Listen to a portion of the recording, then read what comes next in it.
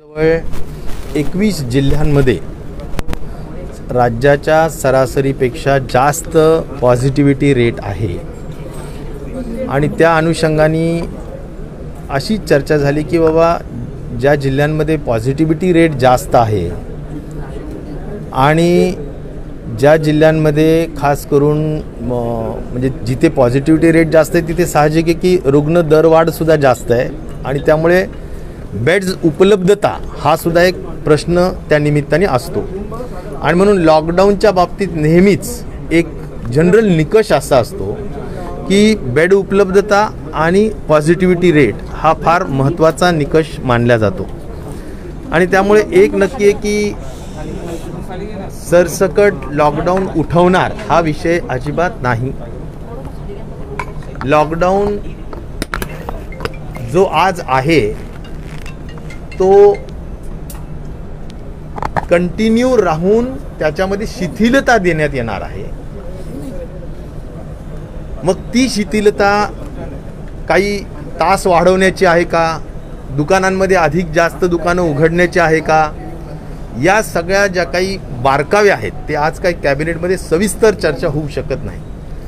पण एक नक्की आहे की व्हेरियंट हा जो काही व्हायरस आहे हा नवीन प्रकारचा सुद्धा आहे, हा व्हेरियंट आहे आणि त्या दृष्टिकोनातून तो मुद्दा लक्षात घेऊन किंवा आता जो काही साधारणपणे ॲव्हरेजपेक्षा जे जास्त जिल्हे आहेत तो मुद्दा लक्षात घेऊन लॉकडाऊन पूर्णपणे उठवणं हा विषय होणार नाही आहे। एवढाच विषय चर्चा झाली की लॉकडाऊन आहे तो वाढवायचा आहे, फक्त त्याच्यामध्ये शिथिलता निश्चित प्रकारे द्यायची आहे। तर ती शिथिलतेची जी बारकावे आहेत ते बारकावे ह्या 2 दिवसामध्ये निश्चित करण्यात येतील टास्क फोर्सची चर्चा करून आणि माननीय मुख्यमंत्री महोदय या टास्क फोर्सशी आम्ही सगळ्यांनी चर्चा करून त्याबाबतचे योग्य तो जे मी जे सांगितलं की डिटेलिंग रिलीज जे काही करायचं असेल किंवा रेस्ट्रिक्शन्स कमी जे करायचे असतील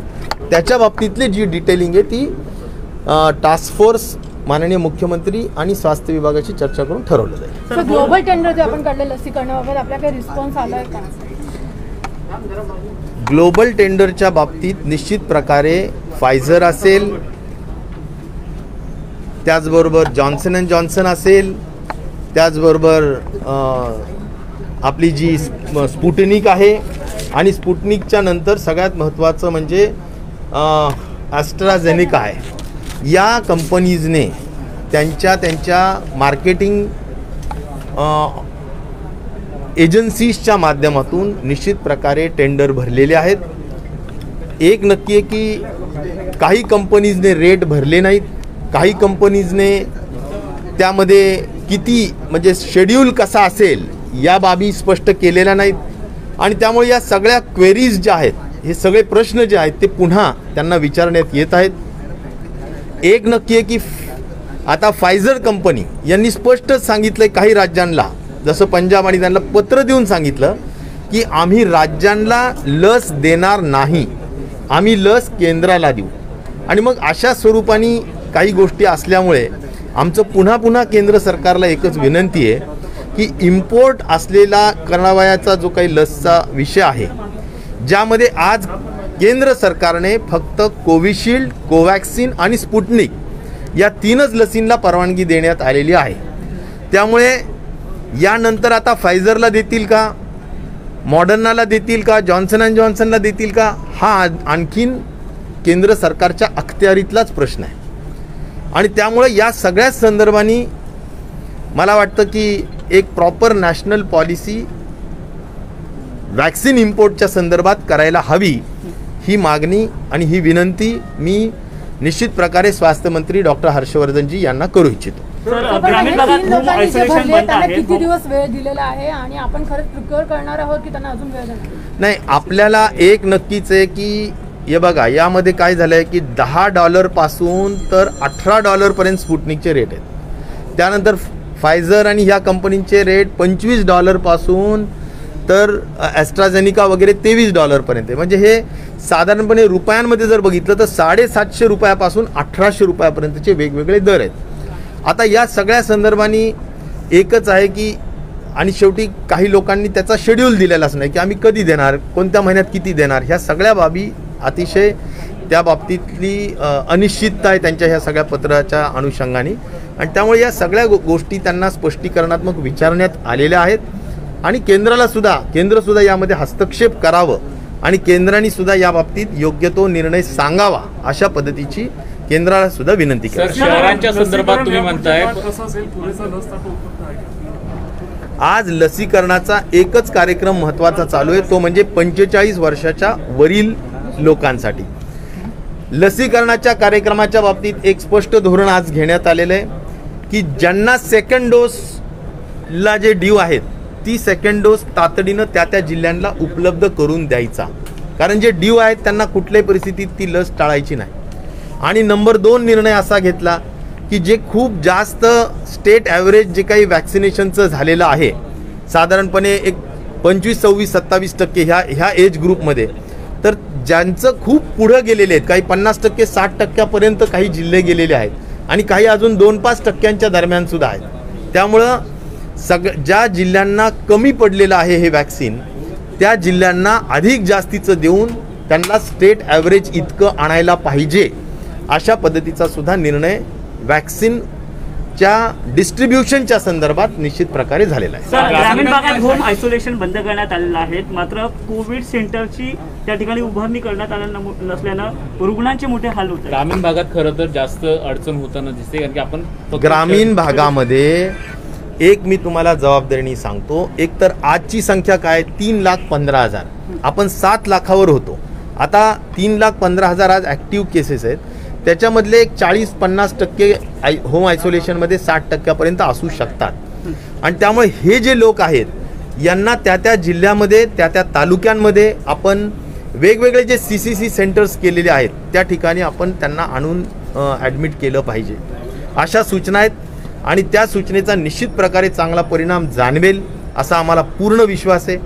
आणि त्यामुळे ग्रामीण भागात छोटं घर असतं, या घरामध्ये जो पॉझिटिव्ह व्यक्ती असतो तो खऱ्या अर्थाने आयसोलेट होत नाही, तो खऱ्या अर्थाने अलगीकरण किंवा विलगीकरणामध्ये राहू शकत नाही आणि म्हणून त्याला एक तर तालुक्याच्या स्तरावर CCC असणाऱ्या तिथे आणावं किंवा त्यांना गावामध्ये जर एखादी शाळा असेल, एखादं मंगल कार्यालय असेल तर त्या गावामध्ये त्या मंगल कार्यालयामध्ये त्यांना त्या ठिकाणी ठेवलं पाहिजे आणि त्यांची पूर्ण मेडिसिनची, दररोजच्या चेकअपची, त्यांना वॉक टेस्टची आणि त्यांना सगळ्या सुविधा, गरम पाणी असेल, जेवणाचं असेल, सगळ्या गोष्टी पुरवल्या पाहिजेतच.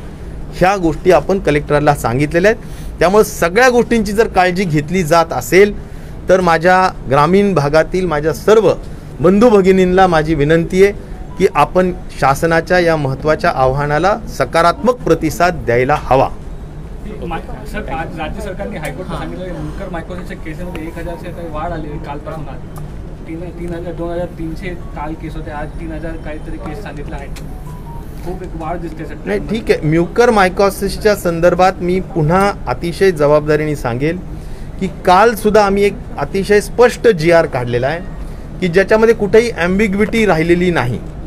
म्युकर मायकोसिसचे रुग्ण काही प्रमाणात वाढत आहेत, हे नक्कीच खरं आहे आणि त्यामुळे त्याची काळजी घेतली पाहिजे. हे स्वास्थ्य विभाग किंवा आरोग्य विभागाची आमची महत्त्वाची जबाबदारी आम्ही समजतो आणि म्हणून म्युकर मायकोसिसच्या बाबतीत महात्मा ज्योतिराव फुले जनआरोग्य योजनेमध्ये जरी 1000 हॉस्पिटल असतील तरी त्यातले 131 हॉस्पिटल प्रत्येक जिल्ह्यात 2-2, 3-3 हॉस्पिटल साधारणपणे आपण एक डेझिग्नेट केलेले आहेत, म्हणजे ठरवून टाकलेले आहेत की या ठिकाणी आपण म्युकर मायकोसिसचे पेशंटची तपासणी करा किंवा त्यांचा उपचार करा. आता हे कोणत्या बेसिसवर ठरवले तर तिथे हे मल्टी ज्याला डिसिप्लिन अप्रोच या मुद्द्यावर आपण केलेले आहेत, कारण तिथं ENT असेल, डेंटिस्ट असेल, फेशियलच्या संदर्भातील डॉक्टर्स असतील किंवा न्यूरोलॉजिस्ट असतील, या सगळे सर्जन्स उपलब्ध असायला हवेत आणि त्यामुळे या रुग्णालयांची निवड करून त्याला लागणारे जे एम्फोटेरिसिन B हे मुफ्त पद्धतीनं म्हणजे मोफत या सगळ्या रुग्णांना पुरवला केलं पाहिजे. अशा सगळ्या सूचना दिलेल्या आहेत. कलेक्टरला या सगळ्या बाबींचं संनियंत्रण करायला सांगितलेलं आहे आणि म्युकर मायकोसिसच्या पेशंटला ज्यांच्याजवळ कुठलं ना कुठलं रेशन कार्ड असेल ते आपल्या महाराष्ट्राचे रहिवासी असतील तर त्यांना 1 रुपयासुद्धा खर्च लागू नये अशी व्यवस्था आपण त्या ठिकाणी करण्यात आलेली आहे. हिंदी में जानना चाहेंगे कैबिनेट की क्या भूमिका रहेगी लॉकडाउन के संदर्भ में, क्या भूमिका है कैबिनेट में आज लॉकडाउन के प्रति चर्चा हुई. ज़रूर उसमें जो प्रेजेंटेशन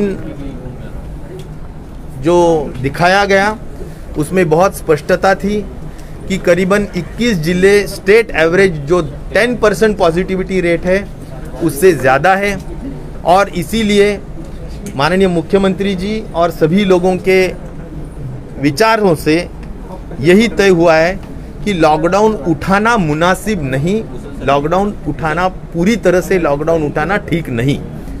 इसीलिए एक ज़रूर है कि जिन ज़िलों में बहुत ज़्यादा डिक्लाइन है, बहुत ज़्यादा कर्व नीचे आया है, ज़रूर उन ज़िलों में हम शिथिलता देना पसंद करेंगे. लेकिन यह शिथिलता किस तरह की होगी इस बारे में टास्क फोर्स से चर्चा करते हुए माननीय मुख्यमंत्री जी इसमें जो भी अंतिम निर्णय है वो लेने वाले हैं.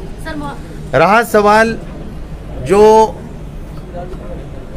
आज की स्थिति है वह बिल्कुल बहुत अच्छी सुधारना है. जैसा कि हम 7 लाख पर यानी एक्टिव केसेस पर गए थे, अभी 3,15,000 तक हम हैं. हमारा आंकड़ा 60,000 65,000 पर डे तक पीक पर गया था, लेकिन अभी हम 22,000-23,000 पर है. लेकिन यह जो 22,000-23,000 का जो आंकड़ा है वह आंकड़ा जो पहला हमारा पहला सर्ज था या पहला पीक था वो पीक पे हम अभी है. यानी पहले हम नीचे से 24,000 तक गए थे, अभी हम 65,000 यानी 7 लाख से अभी 3,15,000 पे आए हैं. या डेली अगर देखा जाए तो 65,000 से अभी हम 24,000 पे आए. तो हमारा फर्स्ट सर्च का या पहले वेव का जो आंकड़ा था वह आंकड़ा अभी हमारा है. इसलिए हम बिल्कुल सतर्कता बरतना चाहते हैं और इसीलिए ज़रूर जिन ज़िलों में डिक्लाइन है उसमें जो शिथिलता दी जाएगी उसके बारे में प्रॉपरली डिसीजन उसके जो भी डिटेलिंग है वो 2 दिन में 1 तारीख तक निश्चित तौर पर उसका वितरण किया जाएगा. मौत का आंकड़ा रोकने में अभी भी कामयाबी नहीं मिली है. 10 दिन में 9,000 से भी ज्यादा लोगों की मौत हुई है. संक्रमण भले ही कम हुआ होगा लेकिन मौत का आंकड़ा यहाँ जो CFR है निश्चित तौर पर थोड़ा बड़ा है. इसकी वजह यह जो वायरस है इसमें वेरिएंट भी नज़र आ रहा है. ऐसा ही रिपोर्ट हमारे पास है कि वेरिएंट है और इसलिए अलग तरीके का बर्ताव वायरस से हो रहा है और इसलिए भी थोड़ा संक्रमण भी बढ़ रहा है और उसमें मृत्यु दर भी थोड़ा निश्चित तौर पर अगर अर्ली डिटेक्शन नहीं हुआ तो दिखाई दे रहा है. तो इसीलिए अर्ली डिटेक्शन के लिए या हर किसी को भी अगर सिम्टम्स आते हैं तो मैं यहाँ अपील करना चाहूँगा कि कोई भी व्यक्ति ने नज़दीक के जो डॉक्टर होते हैं, जो जनरल प्रैक्टिशनर्स हैं, उनको न दिखाते हुए इमीडिएटली टेस्ट करवाना ज़रूरी है और टेस्ट पॉजिटिव है तो कोविड हॉस्पिटल में भर्ती होना बहुत ज़रूरी है. क्योंकि अगर लेट प्रेजेंटेशन हुआ तो फिर तुम्हारा जो HRCT स्कोर है वो भी बढ़ जाता है और पेशेंट और ज़्यादा इमीडिएटली डिटोरिएट होता है, क्रिटिकल होता है.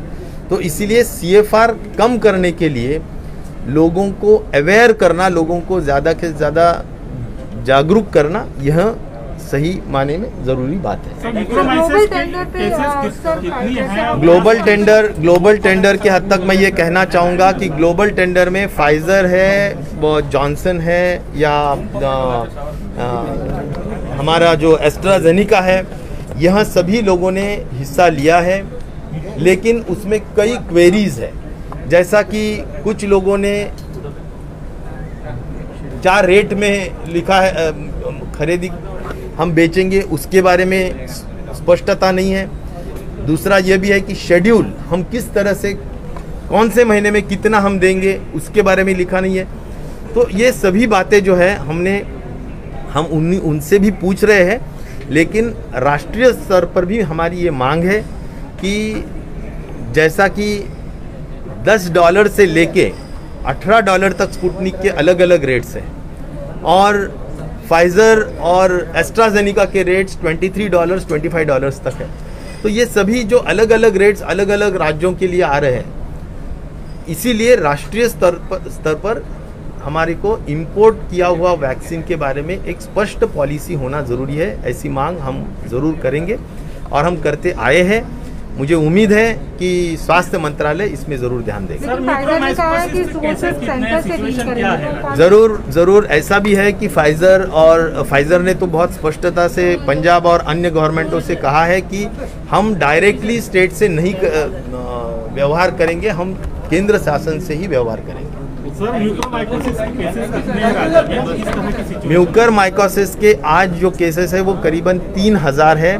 म्यूकर माइकोसिस के केसेस के लिए ज़रूर जो एहतियात बरतना है वो हमने सब लोगों के लिए भी हमने कहा है, डॉक्टर्स को भी कहा है।